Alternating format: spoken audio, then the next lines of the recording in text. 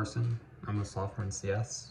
I worked alone, so this is just me, but my project is the ultimate stopwatch, which, as you can see, it functions as you'd expect. It counts the margin of error within the actual counting from an actual second it was around 0.1 when I timed it, so it's fairly accurate.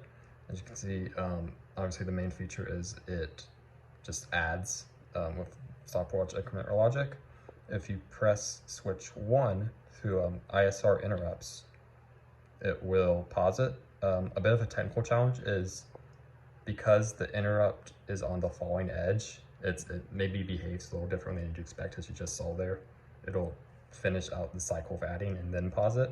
And the way that works is the interrupt, when you trigger an interrupt on switch 1, it just flags a pause loop guard that blocks the actual logic. So you just have to press it once, you don't have to hold it down. And if you press it again, it just changes the flag and it'll start back up. And then if you press switch 3 here, it adds 30. So this interrupt has similar logic to the sort of general execution that happens when you start it up. It just has a bit of different carry logic with the add 30 on the second variable here.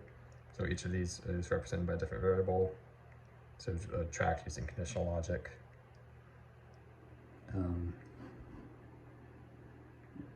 Yeah, I think that's about it. I guess something you may wonder about is what happens if, so obviously this can only go up to a little bit less than 10,000 seconds. So I think that's like 17 or so minutes. So I will do a little voiceover thing to show what happens, because I added stuff, but what will happen is it will pause. It's not necessarily an interrupt, it's just a prolonged delay. And then the red LEDs typically will flash for it'll be about a second and a half to give you some sort of warning that it's resetting, and then it'll just clear. That's taken care of by the base logic itself. It'll clear automatically. It's just to give some sort of feedback on that happening. Yeah,